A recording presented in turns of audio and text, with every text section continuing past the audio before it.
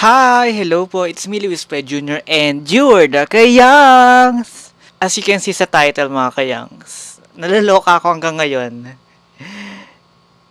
Aksidente kong nabook yung plane ticket pa Bangkok. Accidentally kong nabook yung plane ticket from Manila to Bangkok. Balikan. So, ito kasi yung storya. Wala talaga ako plano mag-Bangkok this year. Ang plano namin this year, kasi meron pa nga akong flight next month papuntang somewhere na bansa. Tapos, ang plano namin, isa Hong Kong lang, kasi gusto namin mag-Disneyland, ganyan. Yung Bangkok, pwedeng sa susunod na lang, parang ganon. Alam, kinakabahan pa nga ako sa pagpunta ng sa yung flight namin next month. Kinakabahan na ako. Wala pa ako na-impake, parang ilang weeks na lang Wala pa na-impake. Wala pa nare-ready. Hindi pa ako handa kasi syempre meron yung immigration kineme, 'di ba? Alam mo naman po immigration. Nakakabayan. Yung problema ko na yun like dumagdag pa to.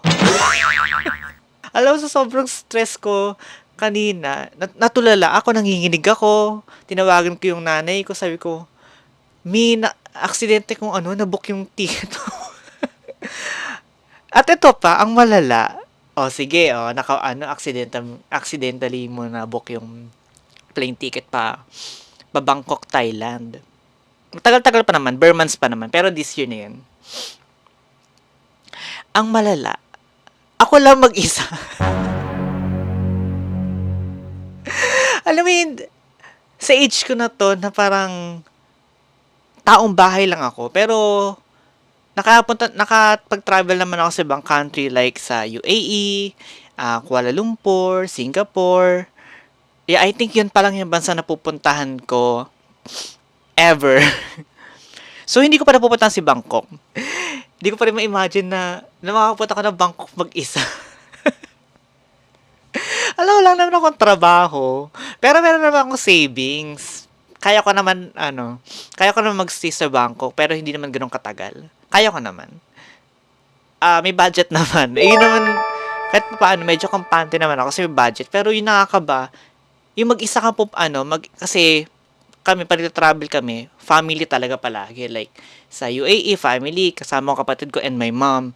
Tapos sa Malaysia, me and kapatid ko and my mom. Then Singapore, then same din ganyan. Tapos ngayon, bigla mag-isa ako. Ganito kasi yung storya mga kayangs. Actually, kakaligo ko lang kasi nga na-stress ako. Deodorant lang muna tayo. Ganito kasi yan mga kayangs. Ito kasing booking app na to.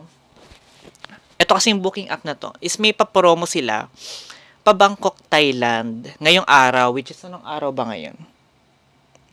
July 31. So, walang ibang promo like sa ibang country wala. Ito lang, tong Bangkok, Thailand lang.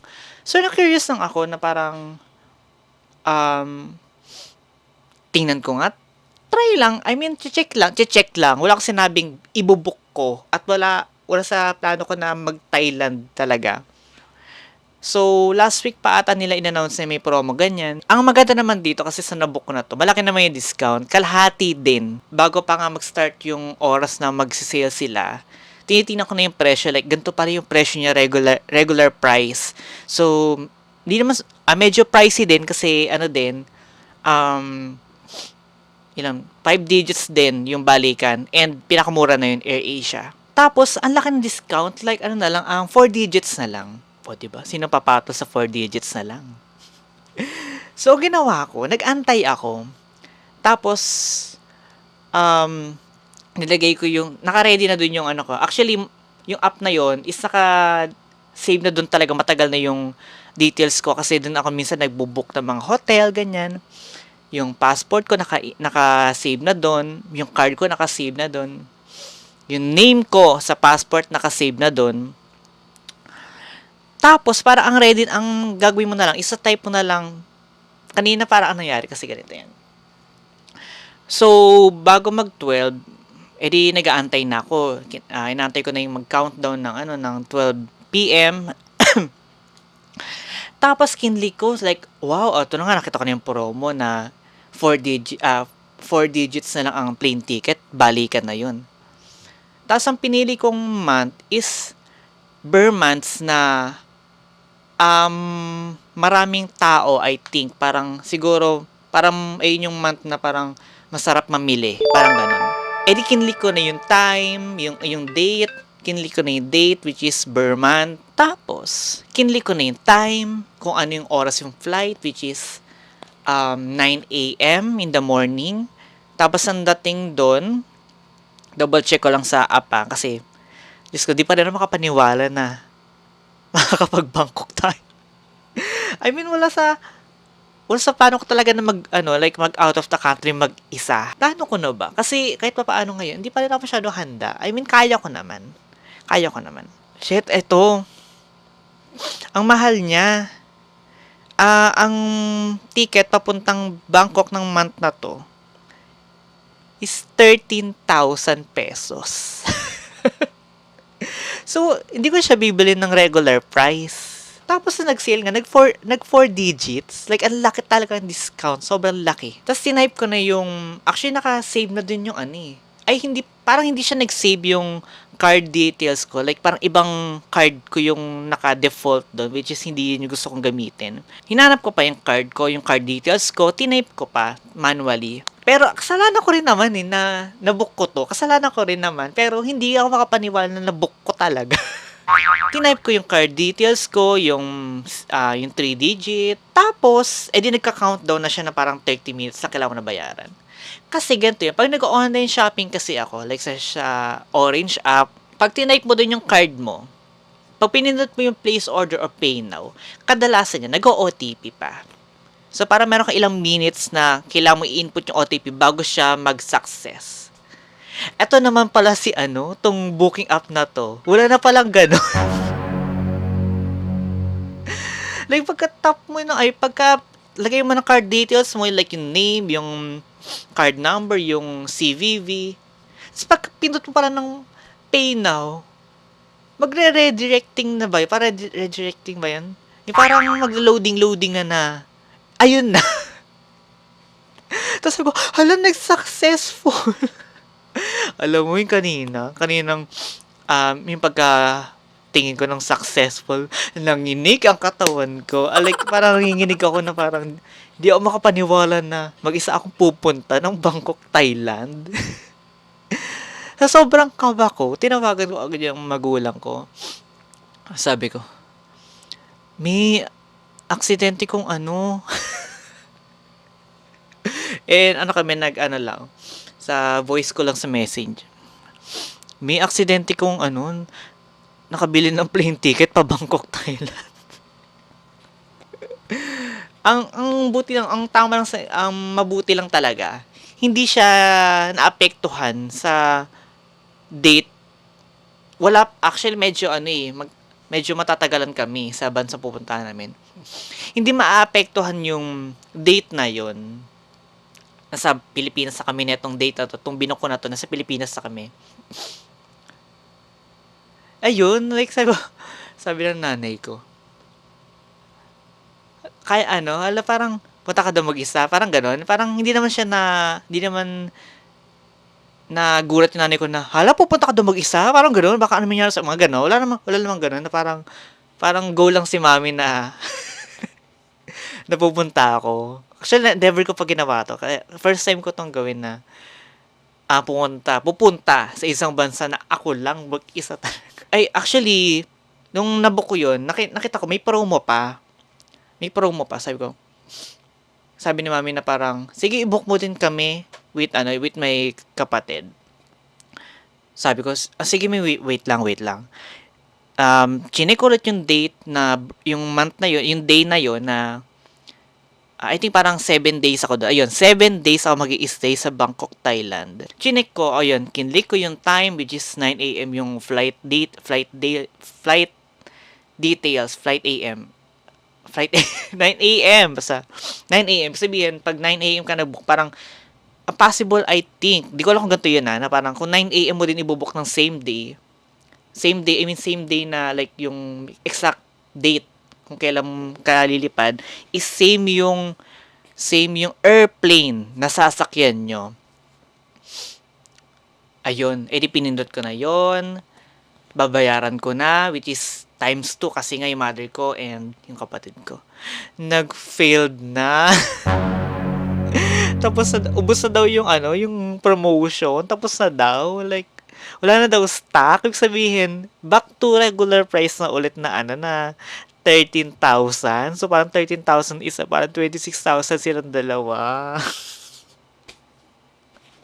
Sabi ko, sige, anak, kahit ano, kahit si mami na lang daw, yung nanay ko na lang daw yung kasama ko. Eh, ang mahal. I mean, carry naman. Pero, baka sakali may mag-promo pa ulit tong booking app na to next month. Kasi matagal pa naman talaga eh. Meron pa ako ilang months na pwedeng pag-isipan kung anong pwedeng gawin. So, may ilang months pa. Sabi ko, sige, di na muna tayo bubuk. Kasi nga, mag-aantay pa tayo ng promo. Baka sakaling magkaroon ulit ng gantong promo, tong booking app na to. Hindi ko naman sinisisi booking app na nangyari to, no? Actually, blessed pa rin ako na parang na makakapag-Bangkok, Thailand ako sa age kong to at ang mura ko lang talaga nabili. And ang maganda sa Bangkok, Thailand, nababalitaan ko na ang mura ng food doon, ang mura ng hotel doon. Talaga, ayun yung isa sa bansang mura na pwede mong puntahan na kung nagtitipid ka. Ganyan. So, ayan. Ayun yung update. Ayun, titignan ko pa rin ngayon sa ano. Ang nakakaloka pa dito, hindi na pwede i-cancel. So, kung i-cancel mo, magbabayad ka pa ng fee. So, parang nasayang yung pera mo. At the same time, yun, nasayang yung pera mo. Na mas okay na ituloy mo na lang. Kesa magbayad ka ng, di ko alam kung ilang libo yung fee na babayaran if ever i-cancel mo. At naman kung change name mo, i-antay pa nila yung approval kung magkaka-fee ba, ganyan. So, parang wala na akong planong, hindi ko na siya plan i-cancel. Siguro itutuloy ko na lang talaga to. Ayun. So, first time ko din, kung matutuloy to I mean, matutuloy na to eh. Ito na yung nakbook na eh. First time ko din sasabihin sa immigration officer sa Philippines na mag-isa ako magpa-flight na wala naman akong trabaho. 'Di ba? Wala ako nakikitang video na isang unemployed na magta-travel mag-isa. Siguro may nakita ako YouTuber na sikat, ganyan. Hindi naman tayo sikat. So, ayun lang. Ayun lang yung update sa nangyari sa araw na to na nakakaloka talaga. So, baka sa pwede tumulong sa akin dyan, no? Pwedeng akong samahan na actually, naghahanap na ako ng pwedeng sumama sa akin sa Bangkok, Thailand. Sinabi ko, so, nagsasabi na ako sabi ko, na gantong date, gantong month. Sinasabi ko na baka sakaling pwede ako samahan. So, ayun, comment down below kung may masasuggest o marerecommend din kayong murang hotel sa ano bang airport to. Hindi siya yung Subabarani ba yun eh. Hindi siya yung, hindi ko alam yung spelling. Hindi yun eh. Don Mueang International Airport Terminal 1. So, ayun. So sa mga pwedeng tumulong sa akin so, pwedeng mga sumama sa akin na taga Thailand or pwede ako samahan Manila to Thailand. Please comment down below or i-PM nyo ako kasi kailangan ko talaga na kahit pa paano may kasama ako kasi bagong experience to. Pero kung okay lang din naman na it's just me kasi may budget naman ako. So, yun lang. And sa mga pwedeng comment down below na rin. Baka meron kayong idea na parang magandang gawin ng bare months sa Bangkok, Thailand na pwedeng puntahan, tourist spot, mga masarap kainin, ganyan. So, comment down below lang mga kayangs kasi I need your suggestion talaga this time. So, yun lang mga kayang. So, update lang. Update ko na lang kayo soon. So, kung ano mangyayari. And thanks for watching. I love you all mga kayang.